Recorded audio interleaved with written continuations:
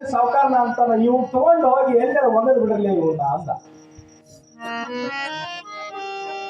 ಶರಣರನ್ನ ಎತ್ಕೊಂಡು ಹೋಗಿ ಒಂದು ಕಂಟಿ ಮುಳ್ಳಾಗ ಹೋಗಿ ಶರಣರು ಒಗದ್ ಬಿಡ್ತಾರ. ನೋಡ್ರಿ, ಒಗದ ಬಳಿಕ ಎದ್ದು ಮನೆಗೆ ಬರ್ಬೇಕಂದ್ರು ಸಹಿತ ಅವರಿಗೆ ತ್ರಾಣ ಆಗಲಿಲ್ಲ, ಎದ್ದು ನಿಂದ್ರಕ್ಕಾಗಲಿಲ್ಲ. ಕಾಲು ಹೊಡೆದು ಬಿಟ್ಟಿದ್ರು, ಬೆನ್ನಾಗ ಹೊಡೆದಿದ್ರು. ನಮ್ಮ ಜನ ಹೇಳ್ತೀನಿ ನಿಮಗ, ನಾವು ಎಂತ ಸುಮಾರು ಮನುಷ್ಯರು ಅಂತಂದ್ರ ಹುಬ್ಬಳ್ಳಿ ಸಿದ್ದಾರೂಢರಿಗೆ ತಲೆ ಮ್ಯಾಗ ಬೆಂಕಿ ಇಟ್ಟಾರ. ನಮ್ಮ ಮಂದಿ ಹುಬ್ಬಳ್ಳಿ ಸಿದ್ದಾರೂಢರಿಗೆ ತಲೆ ಮ್ಯಾಗ ಬೆಂಕಿ ಇಟ್ಟಾರ. ನೋಡ್ರಿ, ಅರಳಗುಂಡಿಗೆಯನ್ನ ಬಿಟ್ಟು ಶರಣ ಬಸಪ್ಪನವರು ಗುಲ್ಬರ್ಗಕ್ಕೆ ಬಂದ್ರು. ನಮ್ಮ ಶರಣರು ಸಹಿತ ಊರು ಬಿಟ್ಟು ಬೇರೆ ಊರಿಗೆ ಹೋದ್ರು. ಇದ್ದಾಗ ನಮಗ ಅವ್ರ ಕಿಮ್ಮತ್ತು ಗೊತ್ತಾಗಂಗಿಲ್ಲ. ಮನುಷ್ಯಾಗ ಯಾಕೆ ಈ ಪುರಾಣ ಪುಣ್ಯ ಕಥನ ಕೇಳಂತಾರಂದ್ರ, ಮನುಷ್ಯನಂತ ವಿಚಿತ್ರ, ಮನುಷ್ಯನಂತ ಸುಮಾರು ಈ ಜಗತ್ತಿನೊಳಗೆ ಯಾರು ಇಲ್ಲ. ನಿಮಗೆ ತಿಳಿಯಾಗಿರ್ಲಿ. ಸರ್ವಜ್ಞ ಒಂದು ಕಡೆ ಬರೀತಾನ, ನಿಮಗೆ ತಿಳಿಯಾಗಿ ಹೇಳ್ತೀನಿ ಸುಮ್ಮನೆ. ಒಂದು ಸಣ್ಣ ನೊಣ ಗೊತ್ತಲ್ಲ, ಇವು ಹಗಲೊತ್ನಾಗ ಹಾರಾಡ್ತಾವ ನೊಣ. ಆ ನೊಣ ಎಷ್ಟು ವಿಷ ಅಂತಂದ್ರ, ಅಪ್ಪಿ ತಪ್ಪಿ ಊಟ ಮಾಡೋ ಮುಂದಾಗ ನಿಮ್ಮ ಕಣ್ಣು ಯಾಮಾರಿಸಿ, ನಿಮ್ಮ ನಾಲ್ಗಿ ಯಾಮಾರಿಸಿ ಹೊಟ್ಟ್ಯಾಗ ಹುಳ ಹೋತಂದ್ರ, ಒಂದು ಕೂದಲು ಒಳಗೆ ಹೋಗಲ್ಲ, ಅಪ್ಪಿ ತಪ್ಪಿ ಒಂದ್ ವೇಳೆ ಹೋತಂದ್ರ, ಒಂದ್ ವೇಳೆ ಆ ನೊಣ ಹೊಟ್ಟ್ಯಾಗ ಹೋತಂದ್ರ ನೀವು ಏನು ಉಂಡಿರ್ತೀರಿ ಅದನ್ನ ಹೊರಗೆ ಹಾಕ್ಸತನ ಹೊಳ ಬಿಡಲ್ಲ. ಅಷ್ಟು ವಿಷ ಇರ್ತದ. ಏಟಿರ್ತದ ನೊಣ? ಇಟೆ. ಅಂತ ನೊಣ ತಿಂದು ಒಂದು ಪ್ರಾಣಿ ಬದುಕುತ್ತೆ ಈ ಜಗತ್ತಿನ್ಯಾಗ. ಯಾವ್ದ್ರಿ? ಕಪ್ಪಿ. ಎಷ್ಟು ವಿಷ ಅಂತಂದ್ರ, ನಾ ಹೇಳೋ ಮಾತಲ್ಲ, ವಿಜ್ಞಾನ ಹೇಳ್ತದ.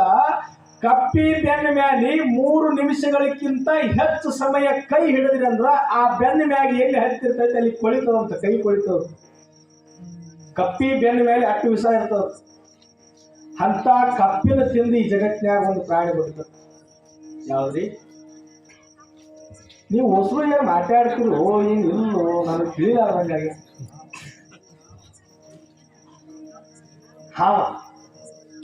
ಮಾತಾಡಂದ್ರೆ ಮಗಳು ಕುಂತವ್ರು ಕೂಡ ಮಾತಾಡ್ತಾರ ಅವ್ರು.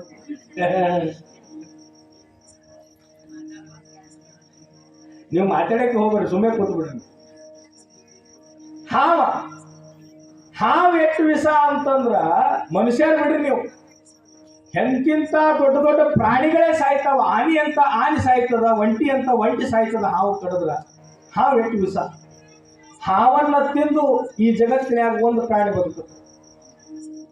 ಯಾವ್ದ್ರಿ? ಕೋಳಿ.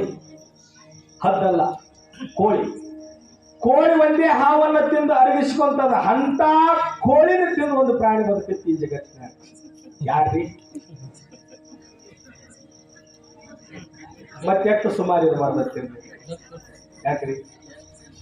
ಎಷ್ಟು ವಿಷ ಇರಬಾರ್ದತ್ತೆ?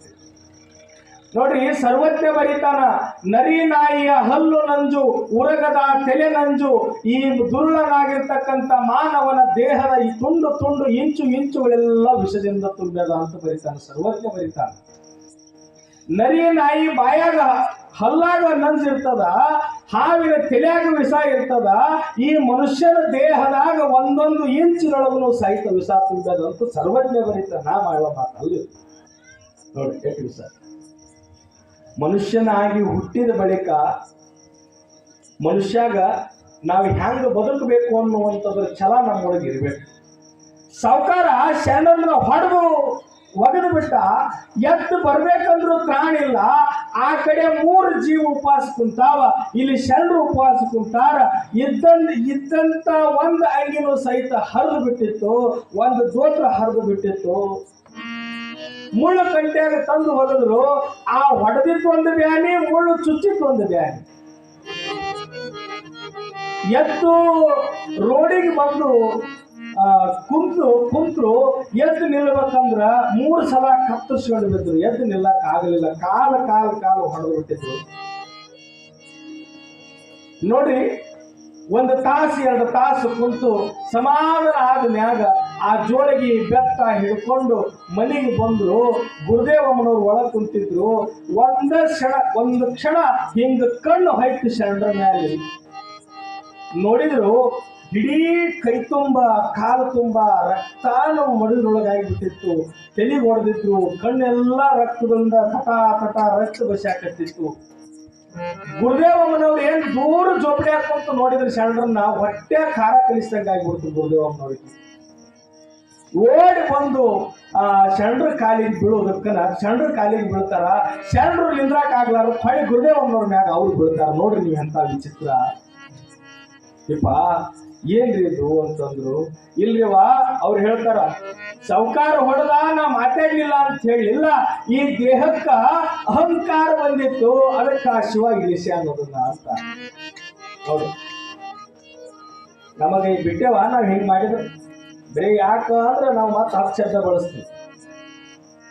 ನಾ ಈ ದೇಹಕ್ಕ ಅಹಂಕಾರ ಬಂದಿತ್ತು, ಅದಕ್ಕ ಶಿವ ಇಳಿಸ್ಯಾನ್ರಿವ ಅಂತಂದ್ರ ಗುರುದೇವಮ್ಮನವ್ರು ಹೋಯ್ದು ಮನ್ಯಾಗ ಒಯ್ದು ಹಿಂದ ಕಾಲಾಗ ಬೆನ್ನಾಗ ಮುಳ್ಳು ತೆಗೆದ್ರ 47 ಮುಳ್ಳು ಚುಚ್ಚಿದ್ವು ಅಂತ. 47 ಮುಳ್ಳು ತೆಗಿತಾರ ನೋಡ್ರಿ. ಶರಣರ ಆರೈಕೆ 8 ದಿವಸದ ಮ್ಯಾಲೆ ಹೋಗುತ್ತ. ಅಲ್ಲಿ ತನಕ ಅವ್ರ ಉಪವಾಸ. ನೀವು ಸುಮ್ಮನೆ ಇಮ್ಯಾಜಿನ್ ಮಾಡ್ಕೊಳ್ರಿ, ಜಸ್ಟ್ ನಾ ಹೇಳೋದನ್ನ ಅರ್ಥ ಮಾಡ್ಕೊಳ್ರಿ. 8 ದಿವಸ ಆಯ್ತು ಅಲ್ಲಿ ತನಕ.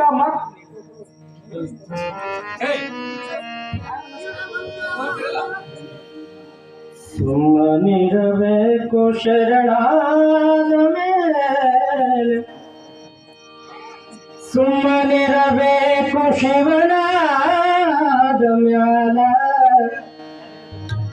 ಸುಮ್ಮನಿರಬೇಕು ಶರಣಾದ ಮೇಲೆ,